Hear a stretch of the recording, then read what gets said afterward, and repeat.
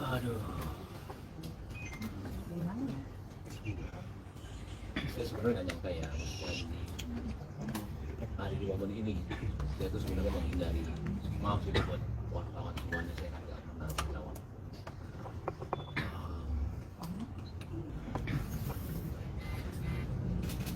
Sebenarnya posisi saya itu sulit.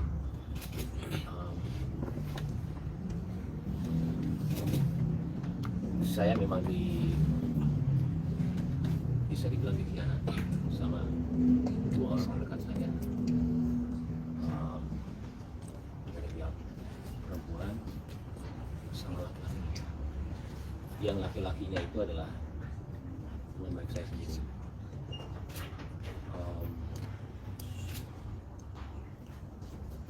Sebenarnya pas kejadian itu hari pertama saya itu sudah memaafkan, tapi pakai caranya saya lah ya. Dan saya nggak nyangkanya ketika saya mengetahui ada telepon laki-laki itu diganti sama pihak wanita dengan nama laki-laki. Ya kalian semua juga laki-laki ya. Ketika ada di posisi itu berat sekali untuk memaafkan, karena maaf, saya tidak tahu mereka itu ngapain. Saya juga tidak mau susun, cuman dari rantai semua itu, karena ini sudah 1 tahun ketidakjujuran itu ada. Saya sendiri juga kadang-kadang suka nggak percaya, jangankan kalian, saya juga nggak percaya apa yang terjadi sama saya, karena saya selama ini cuma menahan semuanya selama 1 tahun. Saya karena anak saya kalau udah bicara anak, terserah apapun yang kalian mau bicara mengenai saya nggak ada masalah sama sekali. Saya tahan semuanya selama berita itu ada ya. Mau saya dibilang pelit, mau saya dibilang beda-beda dia sama orang lain, mau apapun itu saya nggak apa-apa. Saya cuma mikirin anak saya doang. Saya nggak mau mereka itu tahu masalah ini. Cuman teman kesini itu semua ketidakjujuran itu ada terus dan tambah.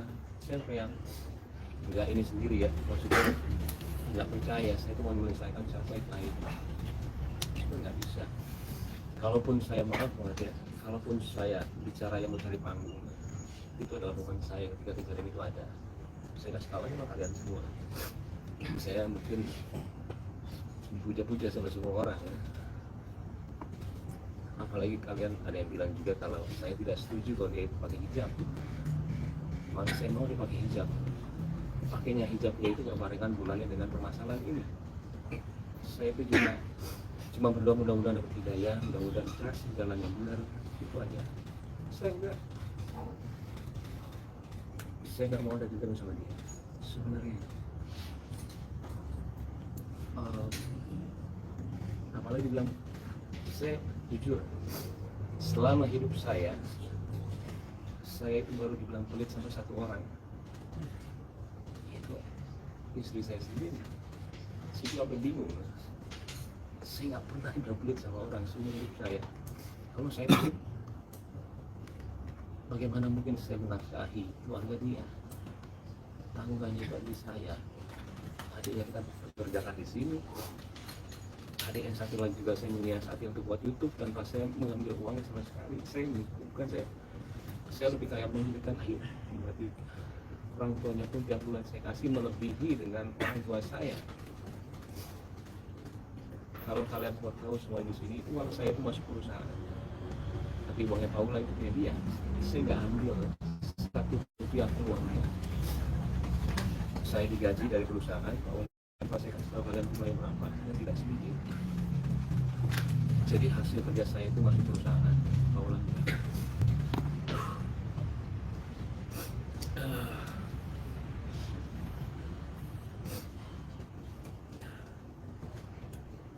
Dan sebenarnya saya juga bingung ketika maaf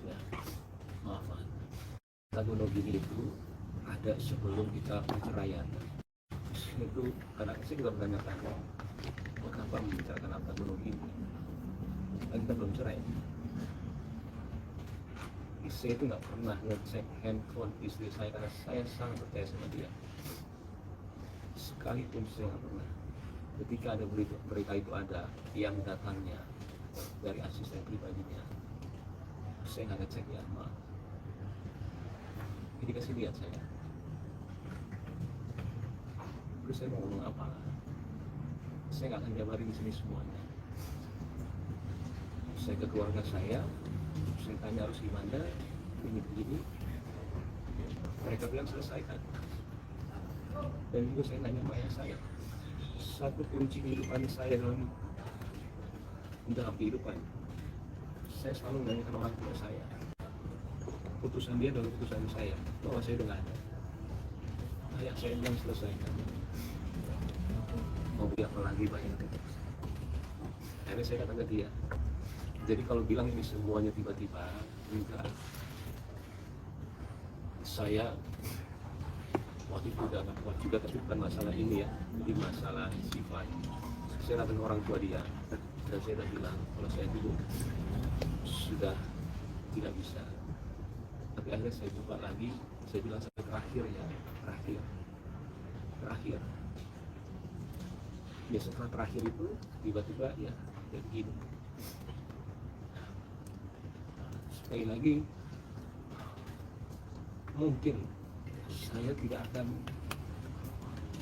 sering untuk ngobrol dulu sama kalian ke depannya. Maaf, saya sengaja sekarang begini supaya clear aja. Saya juga saatnya kali ya, bukan membersihkan nama saya, kayak besarnya saya nggak tahu itu keputusan yang benar atau enggak. Karena kan saya harus bilang kalau memang ada tidak kejujuran itu. Cuma saya minta maaf sama wartawan, saya juga tahu pekerjaan kalian. Karena saya nggak mau dibuat, saya kasihan anak saya.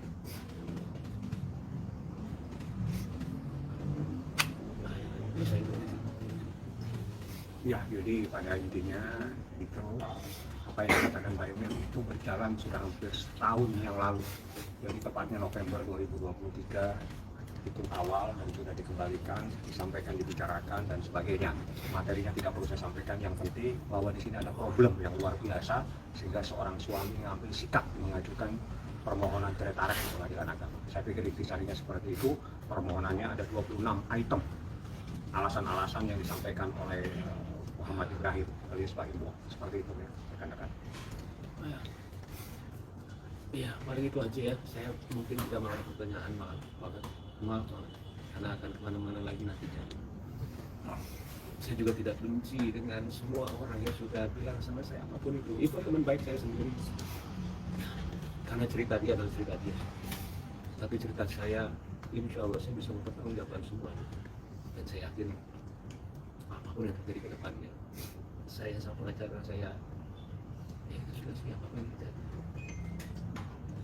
Ya, paling itu aja, punten banget saya nggak akan ada pertanyaan. Saya tahu kemana-mana. Sekali lagi maaf buat semua wartawan. Ya, udah itu aja sih. Bang, masih tinggal satu rumah nggak bang? Tidak besar. Sudah bisa anak gimana bang? Anak-anak sudah tahu kah? Udah tahu.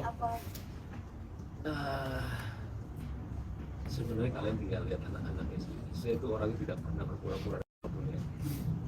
Nggak pernah sama sekali. Jadi tinggal lihat anaknya aja.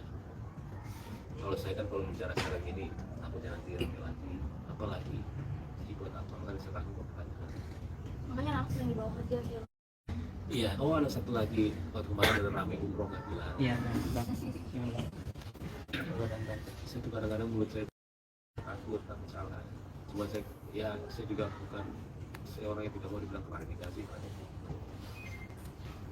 Ada kocetnya sebelumnya. Maka dari itu, Tuhan bilang gua umroh ke laki-laki yang kemarin. Oleh kemarinnya, buat saya ketika dia bilang, aku mau umrohnya. Dan itu paling 5 hari atau 7 hari sebelum minta izin itu adalah boleh nggak? Jadi kalau misalkan aku umroh, masa saya bilang nggak mungkin.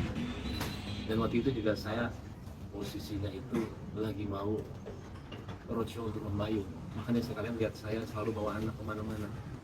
Untungnya saya itu menikmati setiap ketika saya sakit, cuman berat nggak berat lah, belum lagi omongan orang mau ngomong apa, kira apa, enggak, memang tiap saat sama mau dia ketawa setiap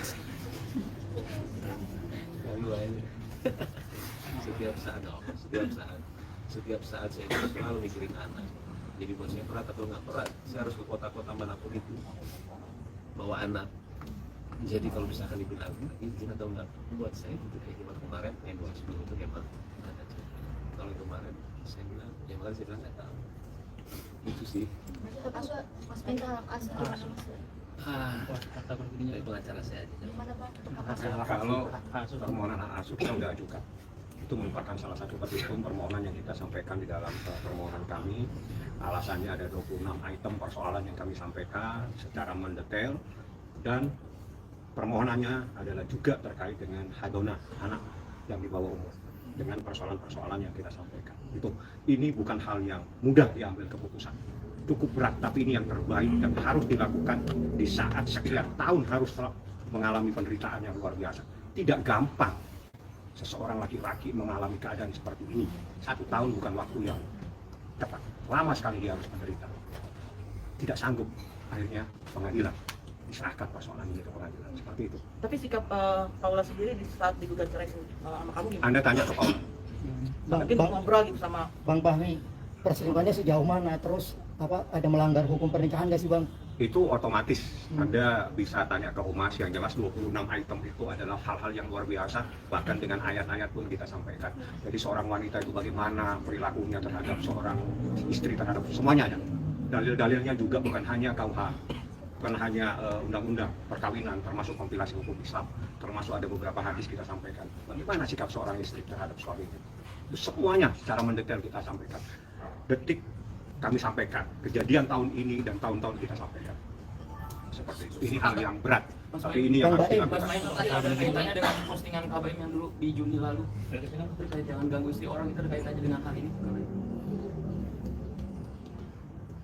Jujur, saya yang tahu masalahnya dan keluarga tahu masalahnya. Kadang-kadang suka sakit hati mulai postingannya. Sakit hatinya tuh kok begini ya. Akhirnya kita mungkin ada rasa kayak, tapi lama-lama sekali 2 kali posting saya takutnya jadi seperti ini. Saya mute semuanya. Dan saya ya TikTok juga saya. Jadi setelah kejadian itu saya nggak pernah lihat postingan dia semuanya. Yang buat saya tenang. Takutnya saya tenang. Karena tahu kejadian sebenarnya kan kelihatan juga. Saya tidak bilang dia apa, cuman ya saya bilang aja. ada permohonan maaf dari ada permohonan maaf dari laki-laki ini nggak Mas? Atau sama dari Paula juga? Dari artis atau usaha atau apa Kak? Mungkin aku tahu. Ada permohonan maaf nggak dari mereka? Laki-laki itu nggak pernah nangis sini lagi setelah itu. Pembelaannya apa Bang Paula ketika ketahuan? Saya Paula. Kalau dari laki-lakinya mungkin Bang ada pembelaannya atau klarifikasi? Tanya ke Paula, tanya siapa dia, tanya yang bersangkutan. Biar kita tidak menimbulkan fitnah, karena kalau ditanyakan ke Baim fitnah, jangan. Jadi biar dia menjawab apa yang dia tahu, apa yang dialami. Mana seorang suami, seorang laki-laki 1 tahun menderita diam saja, tanpa melakukan perlawanan apa-apa. Dan ini begitu melakukan perlawanan pengadilan yang diajukan, langsung diajukan ke pengadilan. Inilah Muhammad Ibrahim alias Baim. Iya Bang, berapa kesempatan mungkin udah diusahakan?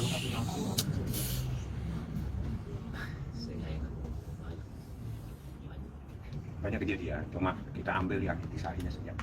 Intisarinya pagar makan tanaman. Apa Bang menjadi titik Bang? Puncak itu akhirnya Iya, titik akhir. Apa yang berani mengambil tindakan ini Pak?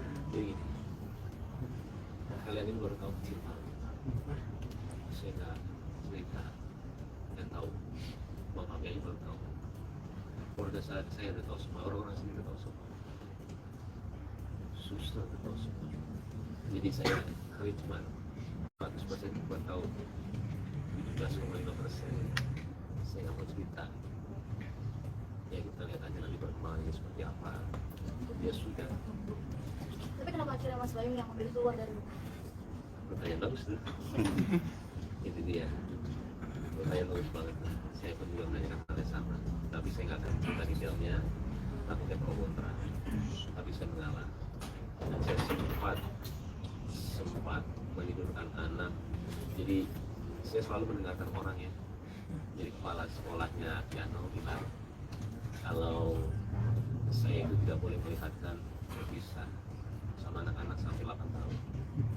1 bulan itu saya tidurin anak mungkin jam 9, jam 10 saya nungguin dia tidur, saya keluar.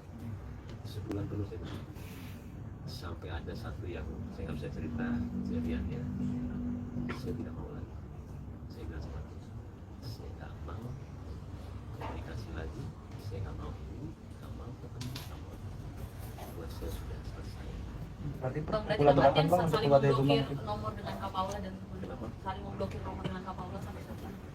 Berarti per bulan kapan bang kabarin untuk keluar dari rumah? Oke, ini pertanyaan kemana-mana. Saya nggak mau. Dari itu perjanjian, sedikit aja pertanyaan yang saya jawab. Yang penting saya jawab ya. Terima kasih wartawan. Ya, Akan datang nanti sidang perdana mediasi. Wajib datang untuk sidang karena berdasarkan Undang-Undang Peradilan Agama, berdasarkan surat edaran Mahkamah Agung tentang mediasi, wajib dihadirkan pihak prinsipal, baik perkara cerai maupun perkara yang lain. Jadi insya Allah dia hadir, siap. Berarti Mas Bayu